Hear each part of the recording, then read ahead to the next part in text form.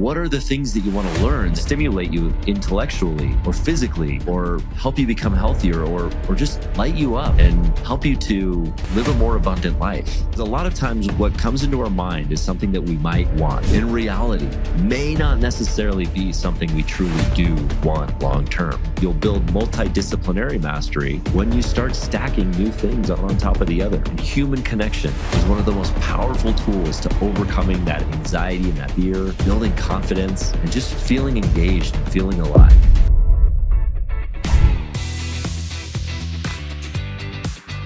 Hello, everyone, and welcome to Flow Over Fear. My name is Adam Hill, and I'm your host, and I'm really glad you're here today. And today I want to talk about something that is exciting for me because I really enjoy learning things. And I think that that's true of a lot of people that might be listening to a show like this, who might be experiencing maybe high anxiety or fear in their lives, but also experience flow in other areas of their life. We just like to learn certain things and learn new things. And I've learned a bunch of things in my own life, especially in recent history. Since I got sober in 2012, when I was in my early 30s, I started to just really embrace the idea of learning new things and building my skills in a lot of areas so that I could develop mastery and discipline in new areas. And that really came as a result of getting sober. For the first 3 decades of my life, I didn't do a whole lot. I just spent a lot of my time frustrated and angry and anxious and afraid and not trying new things. And it made my world smaller. So once I got into sobriety and once the fog cleared in my head quite a bit in that sobriety space, really once I had about a year of sobriety, I really started to expand my horizons, learn some new things. First thing, of course, was with Ironman triathlon. I spent a lot of time developing that skill because it was something that scared me. Earlier in life, before I started drinking heavily, I became a pretty talented cellist and tried that as a new thing. Beyond that, more recently, I've learned singing and karate and dug deeper into playing the guitar and banjo and songwriting. I've also dabbled in some comedy recently, and lots of other things that I began to pursue, speaking and many other things. And I do get asked a lot, and this is not in any way to just say, look at me, I can do a lot of things. But I do get asked a lot, how do you manage all that? How do you do all of that stuff? And the truth is, I think the simple answer to that is not all at once.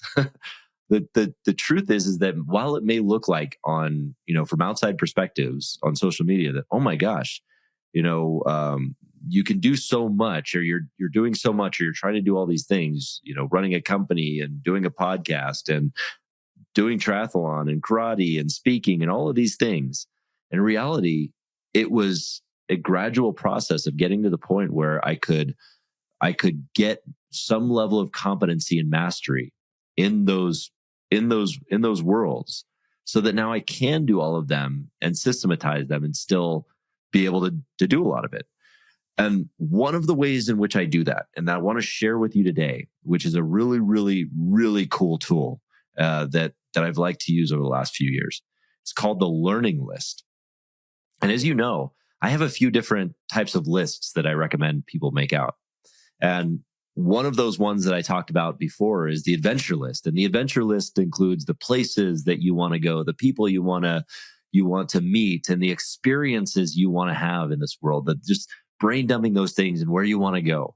This list is similar, but different in the sense that, yes, it's brain dumping all of those kinds of things, but this is brain dumping all of the things that you want to learn.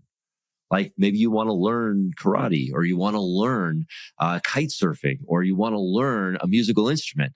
What are the things that you want to learn that can engage your intellectual, that can stimulate you intellectually or physically, or help you become healthier, or just light you up and help you to live a more abundant life? These lists are so powerful, especially when you practice them in the mindset of this abundance of I can do it, and I will do it, and I want to do it. And I want to share with you how to go about making a list like this, because it can be overwhelming. And I want to start though first by saying that I think that the problem that we face a lot of times, especially for those of us that want to achieve a lot of things and learn a lot of new things, is that we tend to have these ideas, these dreams of what we want to learn, kind of just rattling around in our minds. And they stay there. They come in daydreams, or they say, man, I wish I could do this, or I would love it if I could learn this new language, or wouldn't it be amazing if I could play an instrument like that, or wouldn't this be cool? But that's where it stays. It just stays up here. And when it stays up here rattling around in our minds, we don't go anywhere with it. It's the same thing with the fears we experience. Those fears might be rattling around in our minds, just like going around and doing this. But until we get it out of our brains and onto a piece of paper and list it out, it doesn't go anywhere. I mean, just as we do that with a fears list or our adventure list, we have to do that with our learning list too. What are the things that you want to learn that you wish you could just learn or engage in, painting or dance or whatever it may be? And just the very first step that you want to get into is brain dump all of those things out. Because if you're going to let them continue to rattle around in your brain, what happens is they stay daydreams. We never get to them. And then we wake up 20 years later and we have enormous amounts of regret that we didn't do it while we were in our 20s or our 30s or our 40s or our 50s or whatever decade you happen to be living in that is 20 years beyond what that date is. But what if right now? What if at this moment? Why not? Why not just put it on a list? And that's really the first step to it, is just list it out. It's the same thing with your adventure list. It's a fun activity to do. And I recommend that you do this yearly, is to relook and start drafting out your learning list. And you start writing out and just brain dumping all of the things that you want to learn.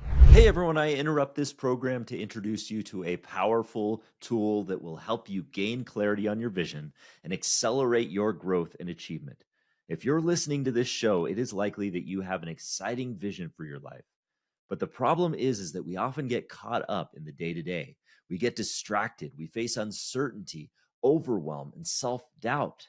And as a result, the gap between where you are and where you want to be seems insurmountable.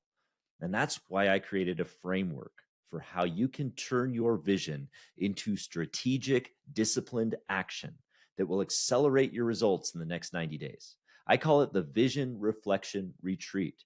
It is a 2-day solo excursion designed to reignite passion and adventure into your busy life and realign your focus toward your why. This is the very same framework that I use every 90 days to reflect on my own life and my vision and set my goals for the next quarter. And it has been a game changer. And the good news is that I'm giving away this Vision Reflection Retreat guidebook for free when you sign up for my newsletter. Simply go to flowoverfear.com/retreat and download your free guide and enjoy the journey. What are those things that are rattling around in your brain that you would like to learn? And as they come up, maybe you're watching television and you see a great show and you're like, man, it would be really cool to be an actor on this show or on a show. And maybe acting is something you want to learn. Just put it on. There's nothing ridiculous about it. You'll find that you'll populate this list with a lot of different things that you want to learn as a first step. And yes, it may seem ridiculous in the moment to think, why would I take acting classes or comedy classes or start a podcast or learn how to do this? But just the first step of writing it down gets it out of your head and makes it a little bit more real and tangible. And then the next step is where it starts to get kind of tactical. Is every single quarter, every 90 days, take a look at that learning list and pick at least one thing that you want to try out this quarter, that you want to dip your toes into in terms of learning something. And here's why 90 days is important. 90 days is important for a couple of reasons. It's important because that's really as long as our attention spans last for goals. That's why we have quarterly rocks. That's why we do 90-day goals instead of yearly goals. That 90-day attention span is super important. That's how long it lasts. And then the second thing is that it's enough time for us to try something, to immerse ourselves in learning something, to either start developing a habit that we enjoy and a foundation for competency in that thing so that we know that we can enjoy it going forward. And we know if it's something that we want to continue pursuing or not. There's a reason. Have you ever wondered the marketing reason why all these fitness programs or diet programs or finance programs or anything like that are 90-day programs? It's really why. Because they know that's about as long as they can hold your attention span. So that's the way to kind of hack that 90-day rule, is just know that you're going to this quarterly goal. I'm going to put this on my goals for this quarter, that I'm going to start learning how to kite surf or regular surf or skateboard or ventriloquism, whatever it might be. Just put at least one thing on that list, and then give it a try. See if it works. And then here's the other part that you want to do every quarter that really matters to this is you want to decide on those things that you're doing, quit or continue. And this should be a heart-driven goal here. Is, do you want to continue with this thing? Is it still filling you up? Is it still lighting you up when you go to this art class and you start painting? Do you find that it's giving you energy, that it's building your character and helping stimulate you intellectually?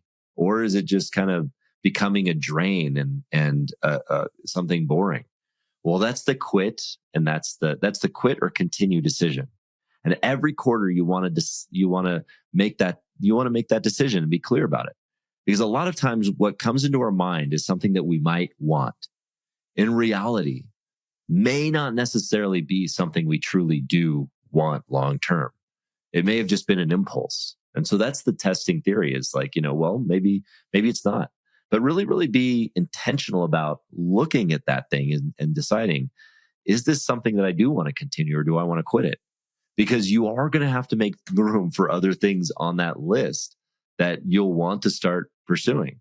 If you truly, if you had an impulse that you wanted to learn Greek, for example, and then you're finding 90 days later that it's just draining and it's not fulfilling and it's boring, well then heck, unless you have the love of your life who needs you to be speaking Greek so that you can communicate, or you can talk with her mother or father and ask for their hand in marriage, well then, just if there's no real purpose for it, decide to quit strategically and replace that with another thing that you want to learn. Maybe it is a different language or skateboarding or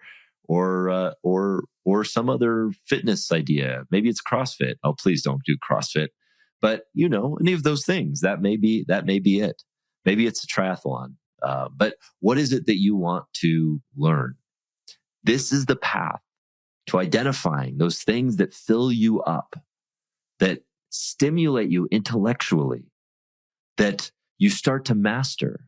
And as you continue to master and gain competency in these things over the course of 90 days, you'll discover that when you want to continue them, they might bring you down a path of mastery of that thing. And you'll also find that you'll build multidisciplinary mastery when you start stacking new things one on top of the other. That's the beauty of mastery. It may feel like, well, how am I going to learn all of these things?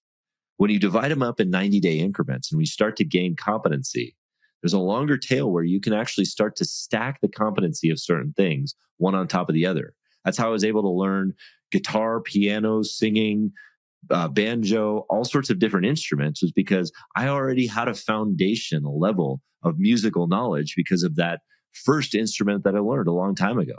When I wanted to learn karate, I had a foundation of fitness from my triathlon days. So starting that out, that's how you really kind of build that multidisciplinary masteries. You start stacking similar skills on top of the other that you might want to learn. So that's another thing to consider. So what is it that you want to learn? What is it you want to inject into your life that is that can intellectually stimulate you, that can lift you up, that can build your knowledge and build your capabilities and make you stand out in the worlds that you want to stand out in.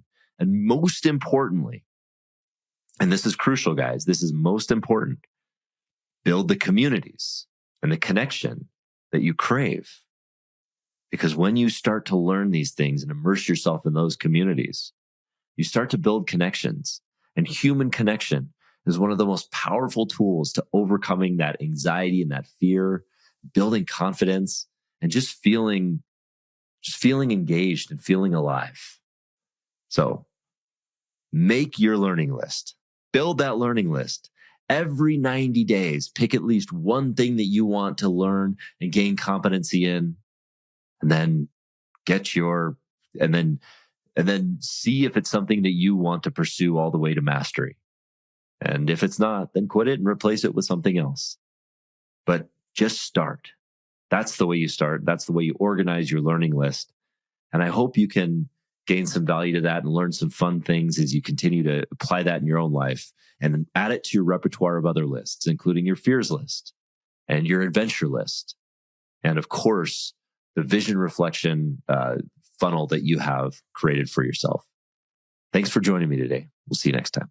Thank you so much for joining me today on Flow Over Fear. If you are liking this show, please do me a favor and hit the subscribe button. That way you'll be first to know when I drop a new episode, including interviews or trainings or dad jokes. That's right, dad jokes. Add a little levity to your life. And if you liked this episode in particular and you think somebody can get something from it, please share it with a friend. And that way we'll spread the message together. Thanks again for joining me today. We'll see you next time.